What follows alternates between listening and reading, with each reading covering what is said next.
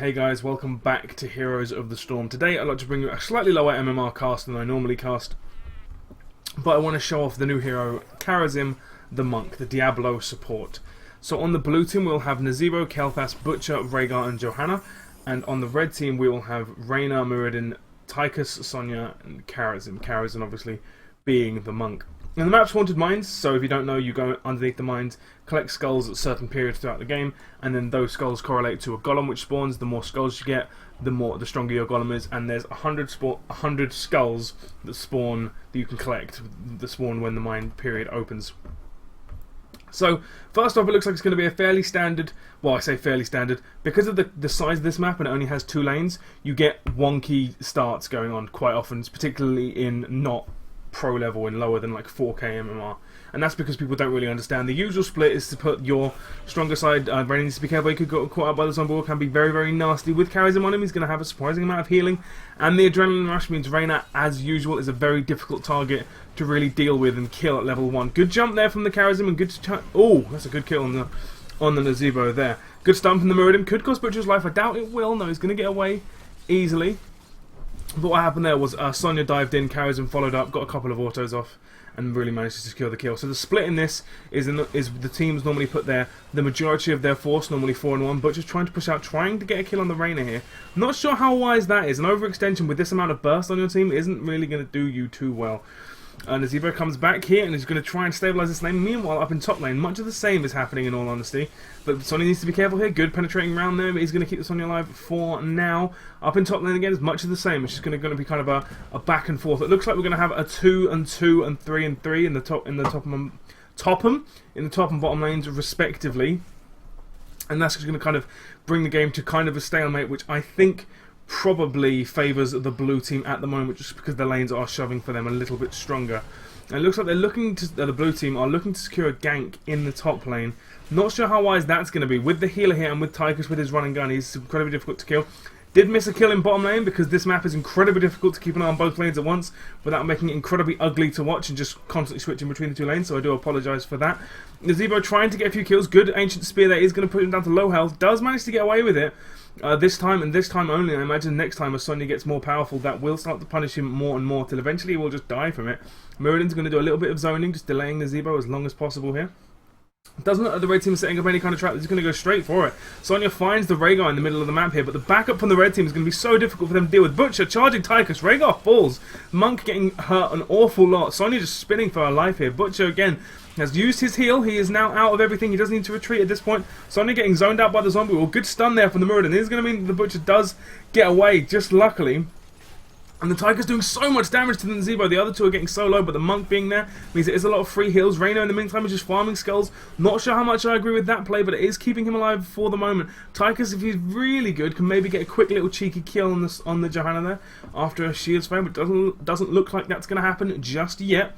And meanwhile, the red team just going to sit back and go back to collecting all the skulls. Now, as we see on the minimap there, the blue team are going to try and enter through the top, and as a result, the red team are clearing out as much of the easily accessible mines from the top as possible. Sonya is in not a good spot here. She is entirely surrounded by the blue team. She does need to escape and escape right now. It doesn't look like she manages to get away. She does come back in though, hungry for a little bit more, and then escapes, and this time still comes back in. Still hungry for it. I think she might just be trying to deny them for as long as possible, which isn't necessarily a bad idea, but if she does get caught out and does get killed, it's not going to be worth it. And the red team are just going to be able to try and secure them the big skull, this big golem as quick as possible. Tigers gets caught up with the root, and the Butcher just allows to go absolutely ham on him. That is going to cost him his life, but the Butcher should fall as a result of this. And the Rhaegar coming around means that these other 2 redders are going to be able to survive because the Monk's got so much maneuverability. So much ability, and the Tychus is just doing so much damage.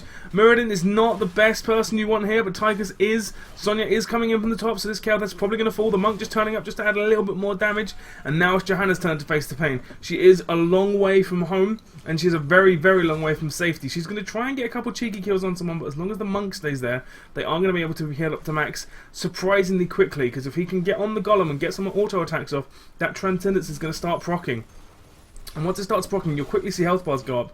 Meanwhile, in the bottom lane here, you're going to see Sonya fighting against Nazebo. A half-health Johanna will prove to be a nice little juicy target, but she is not going to be quite easily killable just yet. And it looks like the red team are going to be able to secure the first the first big golem, and thus the advantage in the next wave. Yes, I wanted to make sure I said that one correctly. Kael'thas manages to catch Sonya. Flame Strike is going to miss. Chooses to go for getting 2 autos off rather than landing a assured Flame Strike, and that might cost him the kill. I don't know the numbers, but I assume that the Flame Strike would have done a significant amount more damage, and it looks like the blue team are going to try and snag the Knights here in mid, which is alright, I think. Sonya's still thirsty for a kill here, using that whirlwind just to make sure she doesn't get caught out. Reyna getting caught with the Condemn though shouldn't be too bad, shouldn't cost him too much. The aggressive Radiant dash there from the Kharazhim is going to be as I say, aggressive. It is going to be somewhat inflammatory, if that's the right word to use. It is going to try and kick off a team fight, and it looks like they've managed to secure the Knights, which are going to come in behind the minion wave, which means that this is good for the red team because it means that their cannons can deal with them. Well, I never had that laugh before. Which means that the cannons can deal with them before the golem and before the minion wave gets there, so the cannons are allowed to regen on ammo, and because it is spawning in the bottom lane, because it will do when you're going from the left, it means that your golem the enemy golem is going to be able to stomp any other minion waves that come through. And now begins the siege. The red team just can sit just outside the gate here. Need to be careful from a Condemn though. The Sonya just being able to whirlwind in. No one really focusing on her. They really need to punish them when they do that kind of stuff. The monk getting awfully low, but again, that breath of heaven, is that what it's called? Heaven's breath, something like that, will allow him to heal up his team quickly, and the transcendence procs will be able to mean that he just heals everyone up surprisingly quickly. The golem is going to do so much damage to the keep in such a short space of time. It's going to be such a good zone. Aggressive jump there. The blue team has just gone so low so quickly. The monk is just providing so much healing. The butcher manages to charge on the Muradin, it seems. Breath of Heaven is going to keep him alive just for now, so the butcher will fall. And Tychus has found the back line, and he's just going to do exactly what he can. And it looks like the Rhaegar is going to be a deadly target for now. Tychus manages just to get away, and Kael'thas' attempt to get the kill on the Tychus there is going to cost him his life.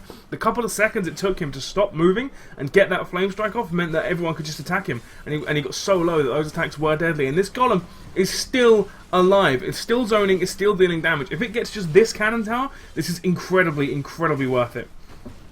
So now the red team are really pushing to just increase the lead. Now a good flame strike here is going to force them to retreat, I imagine. They don't want to stay in this for too much longer. Even if the monk does have that mobility, he can hang back a little bit further. The butcher is charging him. Should be able to get away no problem. There it is. There's the radiant dash away, and the Muradin is going to have to jump here as soon as it comes off cooldown. There's the stun just to give him a little bit more time. Breath of Heaven is going to give him a little bit more health, and I imagine they should be able to get out of this no problem. Yes, well done.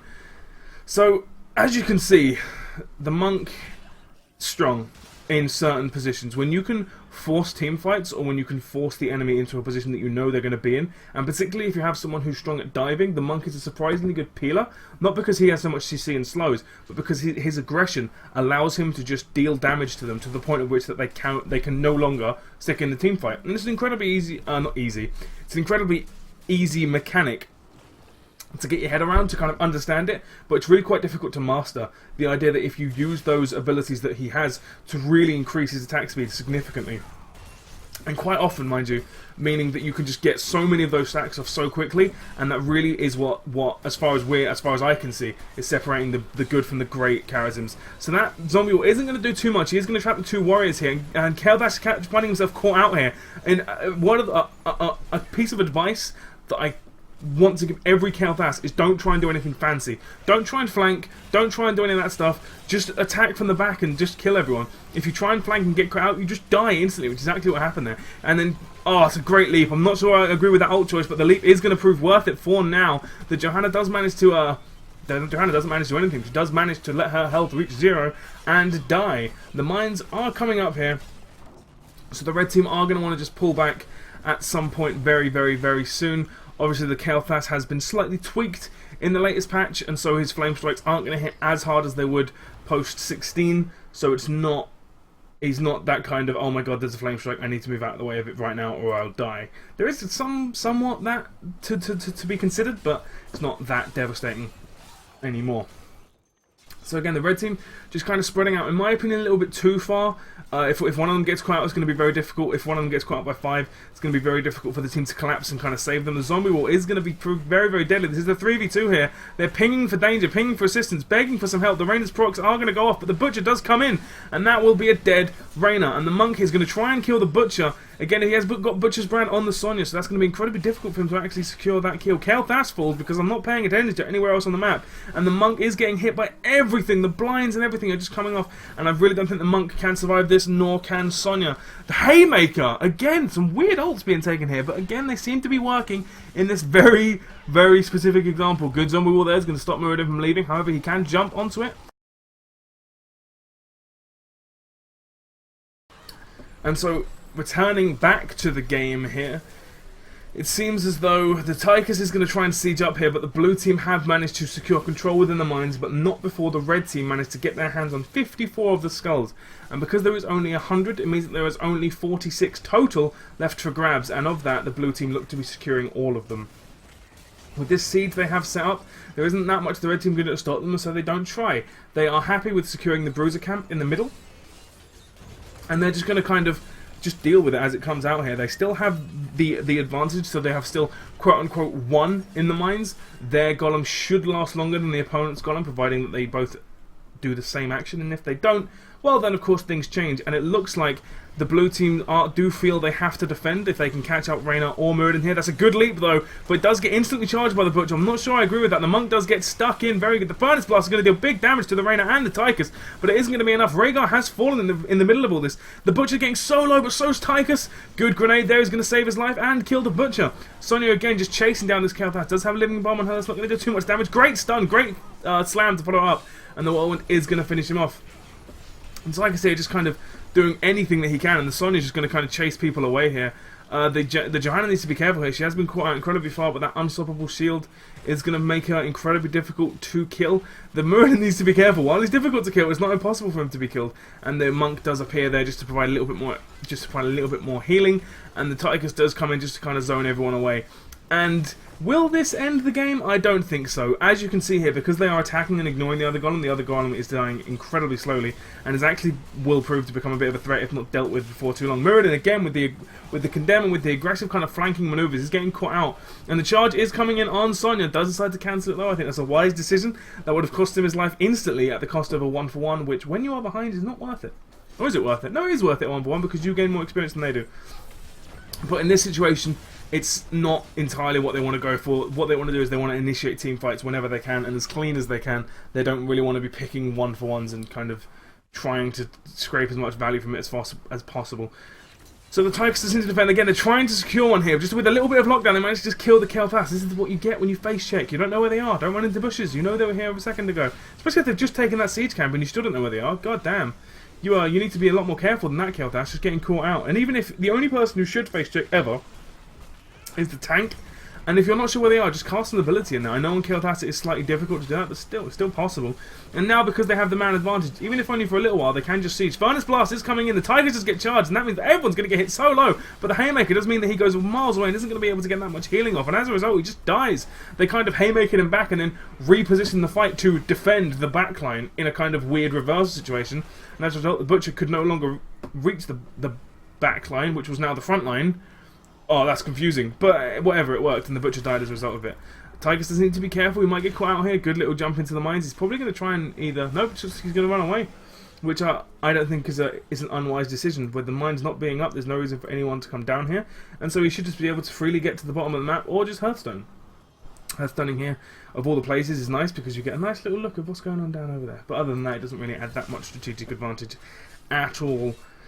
And so it looks like the order of the day, or the play of the day, so to speak, is going to be getting the mercenary camps for the moment. Reyna needs to be careful. Reyna is not a tank as much as he would love to be. Neither is the monk, so they both need to flee and flee right now. Their team is coming in to back them up. Good jump! The double jump is going to be deadly once more. The ancestral healing does come off, but it's not going to be enough for very, very long. Johanna is just sitting in the middle of them, and someone's getting incredibly low. Kharazhim dies, and it looks like Johanna is... Johanna? I keep confusing Johanna and Sonya, man. I don't know what it is. So, Nazebo died there as a result of some good play from the Sonya and the team all round. And Rhaegar is running away, but Rhaegar is surprisingly good at running away, because you can't dismount him. The only way he dismounts is if he chooses to dismount, which is a very cool mechanic, and I really like Rhaegar. So I am kind of... I don't like seeing him getting owned like this, but, you know, what are you going to do? And once more, the red team look like they can just dominate the mines and really do whatever they want. Reyna needs to be careful. While these provide no vision, so they will not know where Reyna is, and they will not know what health he is on. If they do find him out and about, he will be a very, very easy target, particularly with the likes of Kel'Thas and the Butcher, and even Johanna can just score a quick gank on him there. But for the meantime, the blue team are kind of struggling and just pushing out. Looks like they're going to be coming in the bottom entrance, which is fine, but unfortunately for them, the only skulls that are left are now the big boy. And it's going to be very difficult for them to break this siege with a talent deficit. As you can see, the red team do have access to their 16s, and the blue team do not. So I think it is kind of wise what they're doing, which is just kind of giving up. But giving up 100-0 is awful. So it kind of puts them in a very awkward situation. When you're behind, how do you deal with going further behind on this map? And yeah, it's not a very easy map to do that on. Basically, you have to take some risks. And in some cases, teams aren't prepared to take those risks. As you see here, weren't prepared to take the risk and go 100-0. Now, they might be able to defend this, but I'm not entirely sure. Good few stuns there. Furnace Blast does come up, but the Haymaker is going to deal no damage. He gets the Muradin, which is never worth it, and the Muradin just falls. Muradin the Butcher just falls to the Muradin. And there wasn't really that much they could do about it. They're just getting caught out. They're just getting caught out way too much.